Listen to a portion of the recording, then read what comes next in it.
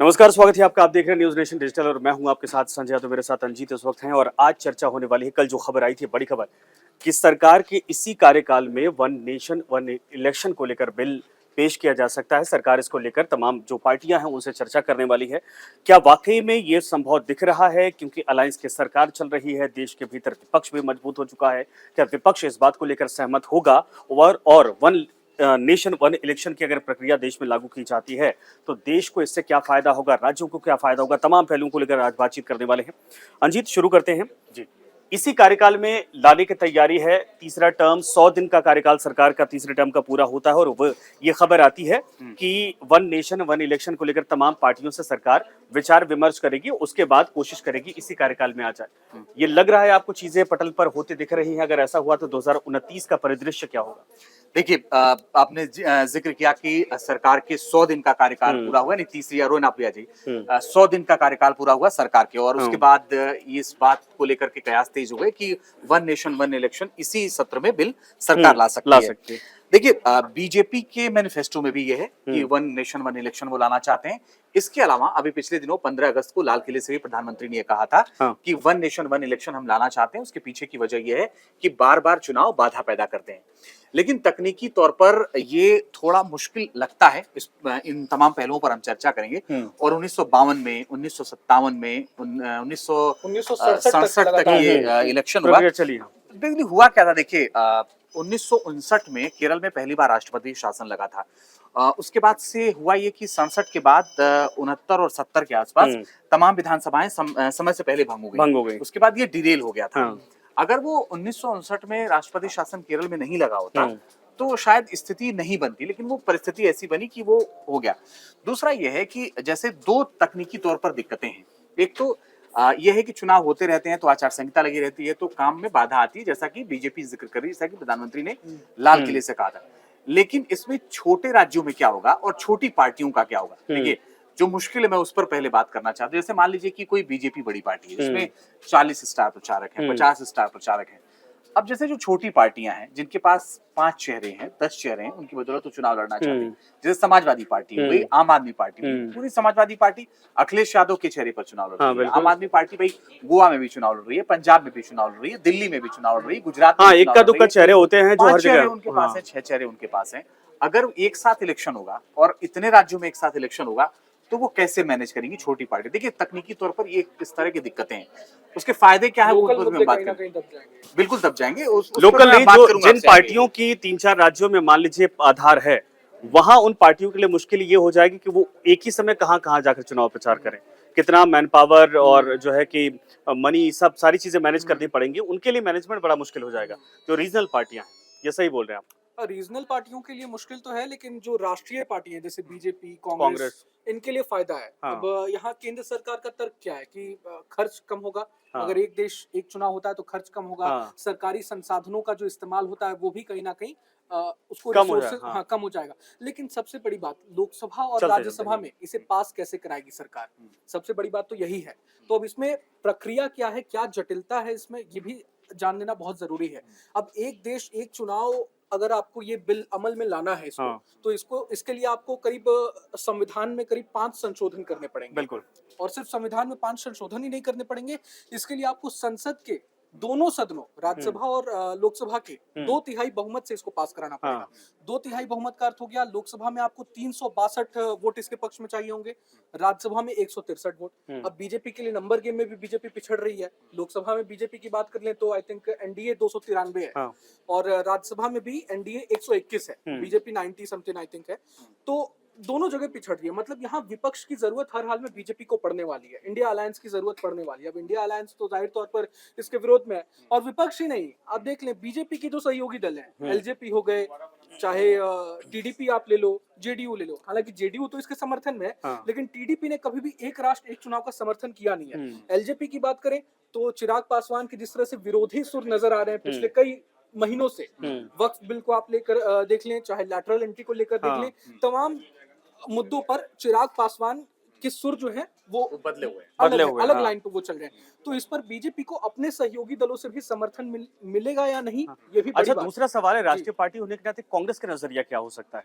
कांग्रेस मान लीजिए आने वाले वक्त में और मजबूत होती है तो क्या वन नेशन वन इलेक्शन, चूंकि इंदिरा गांधी या फिर उसके पहले आप देखिए जब कांग्रेस की सरकारें रही हैं, जब तमाम जगहों पर अगर उथल पुथल नहीं होती थी तो कांग्रेस खुद चाहती थी कि इसी तरीके से हो, क्योंकि जो एक माहौल होता है, जो एक भूमिका बनी होती है किसी पार्टी को, उसका बहुत बड़ा फायदा होता है, हर राज्य में एक साथ होता है। तो क्या कांग्रेस समर्थन करेगी या नहीं करेगी? देखिए संजय, राष्ट्रीय पार्टी होने के नाते अंजित आप भी जरूर इस बात से एग्री करेंगे कि कांग्रेस का फायदा तो है इसमें, हाँ। लेकिन चूंकि कांग्रेस ऑपोजिशन में है, ऑपोजिशन की सबसे बड़ी पार्टी है 99 हाँ। सीटों के साथ, तो कांग्रेस का हर हाल में विरोध ही करेगी, समर्थन तो करेगी नहीं। हाँ। समर्थन करने का अर्थ हो गया कि हम देखिए, बैकवर्ड उसमें में चले गए। इसीलिए जब वो कमेटी बनी थी तो कमेटी में बहुत सारे लोगों को रखा गया था हम्म। और ये इस कमेटी ने 7 देशों का अध्ययन किया, अलग अलग देशों का, जिसमें स्वीडन है, बेल्जियम है, जापान है, जर्मनी है, फिलीपींस है, इंडोनेशिया है, दक्षिण अफ्रीका है। इन जगहों पर इस तरह से चुनाव होते हैं, बहुत सारी अलग अलग प्रक्रियाएं हैं, लेकिन इसका अध्ययन किया गया था। इसमें अधीर रंजन चौधरी भी हैं हाँ। इस कमेटी में। अच्छा। इस कमेटी में गुलाम नबी आजाद भी हैं। हाँ। इसके अलावा इस कमेटी में हरीश साल्वे हैं, अमित शाह हैं, एनके सिंह है जो 3 अफसर हैं बेसिकली, 15वें वित्त आयोग के पूर्व अध्यक्ष हैं। इसके अलावा सुभाष कश्यप हैं, लोकसभा के पूर्व महासचिव और संविधान विशेषज्ञ के तौर पर जाने जाते हैं। संजय कोठारी पूर्व मुख्य सतर्कता आयुक्त हैं। रामनाथ कोविंद तो पूर्व राष्ट्रपति हैं ही। इसके अलावा ये जो कमेटी है इसने इन देशों का अध्ययन किया, उसके बाद उन्होंने बताया देखिए इसमें होगा क्या, पेच देखिए कहाँ फंस रहा है। जैसे मान लीजिए कि मेरा ये कहना है कि जैसे मान लीजिए उत्तराखंड जैसे जो छोटे राज्य हैं, गोवा जैसा छोटा राज्य है, नॉर्थ ईस्ट में बहुत सारे राज्य हैं। अब मान लीजिए कि वहां पर इलेक्शन हुआ, बहुत सारे जगहों पर हमने देखा उत्तराखंड में पिछले दिनों बहुत सारे बदलाव हुए, 10 विधायक अगर टूट गए तो सरकार गिर गई। जैसे मान लीजिए कि आज 2024 चल रहा है, अभी चुनाव होता है और 6 महीने में 10 विधायक टूट गए, सरकार गिर गई, तो क्या आप वहां राष्ट्रपति शासन लगा देंगे? और अगर राष्ट्रपति शासन लगा देंगे तो फिर लोकतंत्र का क्या मतलब हुआ? और अगर वहां राष्ट्रपति शासन और अगर आप फिर चुनाव कराने के लिए आ जाते हैं तो फिर वन नेशन वन इलेक्शन का क्या मतलब रह कैसे जाएगा? इम्प्लीमेंट कैसे होगा? ये एक तकनीकी तौर पर समस्या है। दूसरा ये जो कह रहे थे रोहन की भाई संसाधन बचेगा, देखिए सबसे बड़ा तो ये है कि पैसा बचेगा, और जो सबसे ये रिकॉर्ड में नहीं है लेकिन सब जानते हैं कि काला धन सबसे ज्यादा इलेक्शन में इस्तेमाल खर्च होता है। लोकसभा और उसमें, और चुनाव आयोग का भी पैसा खर्च होता है। ये जो सरकार फंड करती है चुनाव कराने के लिए, वो भी पैसा खर्च होता है। तो और काला धन भी खर्च होता है, दोनों तरफ से जनता का पैसा ही जाता है। तो जनता का पैसा बचेगा, आचार पैसा और मैन पावर दोनों, विकास भी हो पाएगा। इसको लेकर के तमाम बातें हैं, लेकिन ये तकनीकी तौर पर दिक्कत है भाई, छोटे राज्यों का आप कैसे मैनेज करेंगे और उन वो चेहरे कैसे जाकर चुनाव लड़ेंगे?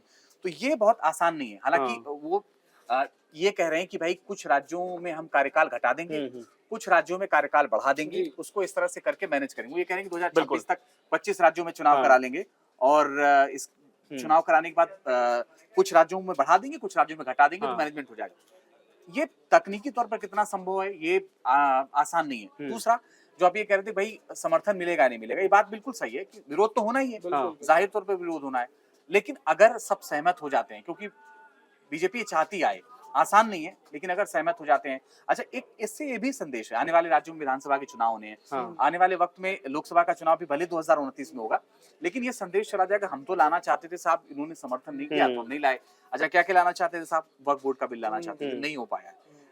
वन नेशन इलेक्शन ज्यादा नहीं हो पाया, और भी जो भी बिल पिछले दिनों आया था, कहने को हो जाएगा नहीं हुआ। ये भी रणनीति मेरे ख्याल से हो सकती है। इसमें नंबर गेम आप देख लें अंजीत, बहुत मुश्किल लग रहा है। 362 वोट चाहिए होंगे पक्ष में लोकसभा में, राज्यसभा में भी 163। बीजेपी काफी पीछे है, बीजेपी नहीं सिर्फ एनडीए बहुत पीछे है इस नंबर गेम से। लेकिन अंजीत, जिस तरह से आपने समिति का जिक्र किया, रामनाथ कोविंद पूर्व राष्ट्रपति की अध्यक्षता में जो समिति का गठन हुआ था, उसने अपनी रिपोर्ट सौंपी है, उसमें अधीर रंजन चौधरी भी शामिल थे, गुलाम नबी आजाद भी शामिल थे। गुलाम नबी आजाद हालांकि अभी कांग्रेस में नहीं है, लेकिन अधीर रंजन चौधरी ने उस पर काफी बवाल भी मचाया था, है ना। उन्होंने कहा था, समिति ने जब रिपोर्ट अपनी सौंपी थी सरकार को, तो अधीर रंजन चौधरी ने काफी बवाल मचाया था कि मेरी सलाह के बगैर ही, मेरी कोई सलाह नहीं ली गई और इसके बगैर ही रिपोर्ट सौंप दी गई, तो इस पर काफी बवाल मचा था। लेकिन दूसरी चीज, कई राज्यों में कार्यकाल घटाने और बढ़ाने की जैसे आपने बात की, तो आप देख लें, जैसे पिछले साल नवंबर दिसंबर में एमपी, मिजोरम, राजस्थान, तेलंगाना, छत्तीसगढ़ में चुनाव हुए। तो अगर 2029 में एक साथ विधानसभा और राज्यसभा लोकसभा के चुनाव होते हैं, तो इन सभी राज्यों का जो कार्यकाल होगा, एक साल उत्तर प्रदेश भी 27 में इलेक्शन है, 29 में अगर 2 साल बढ़ाना पड़ जाएगा। लेकिन नियम क्या कहता है, संविधान के नियमों के मुताबिक राष्ट्रपति के पास सिर्फ 1 साल कार्यकाल बढ़ाने की पावर होती है। उनका कार्यकाल घटा दिया जाए, कुछ इस तरह से हो सकता है, मे बी ऐसा भी हो सकता है। फिर आप देख लें, लोकसभा में अभी लोकसभा चुनाव के साथ साथ जो हो रहे हैं चुनाव, जैसे इसी साल जो हो रहे हैं, महाराष्ट्र, झारखंड, हरियाणा एंड एक और जहाँ हो रहा है चुनाव, तो इन सब का तो 2029 में चुनाव हो जाएगा। अगले साल जैसे 2025 में चुनाव होने वाला है, बिहार में होने वाला है, दिल्ली में होने वाला है, तो इन सब का कार्यकाल 1 साल घटाना पड़ेगा सरकार हाँ, को। बिल्कुल तो सही ये तमाम प्रक्रियाएं हैं, वही बात है मेन। और बहरहाल, दूसरा एक हाँ, और है, हाँ, एक और महत्वपूर्ण बात है हाँ, संजय, 1 मिनट में माफी हाँ, के साथ। जी, राज्यसभा और लोकसभा की सिर्फ बात नहीं है, जी, बात नगर पालिका के चुनाव की भी जी, है, हाँ, बात नगर पंचायतों जी, के चुनाव बिल्कुल, की भी है, बिल्कुल, क्योंकि वहां भी इतने ही सोर्सेज लगते बिल्कुल, हैं। बिल्कुल। और ये तो कहा जाता है कि जो नगर पंचायत और नगर पालिका के चुनाव होते हैं उसमें राज्य सरकारों का बड़ा प्रभाव होता है, अधिकारियों का बड़ा प्रभाव होता है, तो उसको भी कैसे मैनेजमेंट होगा, क्योंकि वो भी हो जाए एक साथ। 100 दिन के अंदर उसको बोला 100 गया दिन है। के अंदर बोला गया था। हाँ, कमेटी यही कहती है कि इस इलेक्शन के 100 दिन के अंदर उसको करा लिया जाए। लोकसभा और विधानसभा का चुनाव एक साथ होगा एक और साथ उसके 100 दिन हाँ, के 100 बाद दिन नगर निकाय नहीं, चुनाव बिल्कुल सही है। कराया ये सुझाव दिया गया था। ये कितना हो पाएगा ये बहुत मुश्किल है कहना। लेकिन मेन चीज रंजीत, आपने जो किया जिक्र किया कि इसके फायदे क्या क्या हैं, सबसे बड़ा फायदा कहीं ना कहीं संजय ये भी है कि बार बार जो ये रेवड़ियां का जो जिक्र होता है, हाँ, चुनावी फायदे, चुनावी एजेंडे का हम्म। की जो हम बात करते हैं, तो सरकार की कोशिश ये भी है कि अब सरकार कोई भी कदम उठाती है, विकास परियोजना लाती है, तो इसको चुनाव से जोड़ दिया देखिए जाता है। रोहन, ये भी समय बंद थोड़ा होगा। कम है, इसीलिए जी, अब इसको जल्दी से हम लोग जी, इस बात को बिल्कुल। कंप्लीट करते हैं। लेकिन असल में क्या है कि रीजनल पार्टियां बहुत पहले से, जब ये जी, जिक्र होना शुरू हुआ था, तभी से कहती चली आई है कि केंद्र सरकार अपने फायदे के लिए ऐसा कर रही है, क्योंकि लगता है कि एक चेहरे का अगर प्रभाव है या भारतीय जनता पार्टी अभी हर तरीके से मजबूत है तो उसका उसका उसका फायदा मिलेगा। लेकिन रीजनल पार्टियां ये मानती हैं कि अगर ये सिस्टम लागू होता है तो रीजनल पार्टियां खत्म हो जाएंगी। उनके लिए जनाधार या कहिए कि राज्यों में भी अपनी स्थिति को बहुत मजबूत तरीके से स्टेबल करना बड़ा मुश्किल हो जाएगा। बिल्कुल। तो इसीलिए ये है कि चर्चा है कि सारी पार्टियों के नेताओं से बातचीत की जाएगी, पहले रायशुमारी होगी, बातचीत होती है, उसके बाद समाधान क्या निकलता है, रास्ता क्या निकलता है, फिर ये पटल पर अगर सारी चीजें होती तो आने की बिल्कुल संभावना सही बात बनती बिल्कुल सही बात। है ना? और बीजेपी का देखिए, बीजेपी का एम्बिशन भी यही है, कहीं ना कहीं बीजेपी अपने सहयोगी भी जो रीजनल हाँ। पार्टीज है, बीजेपी की शुरुआत से ही उसका एम्बिशन है कि तमाम अच्छा, रीजनल आपको याद होगा कि पार्टीज को जेपी खत्म नड्डा ने एक बयान दिया था जी। कि आने वाले वक्त में रीजनल पार्टियां खत्म हो खत्म हो जाएंगी। जाएंगी। तो वन नेशन वन इलेक्शन वाला रीजनल पार्टियों के दिमाग में ये भी बिल्कुल। कैसे ऐसा ना हो कि सरकार इस तरीके से करवाने की कोशिश कर रही हो ना।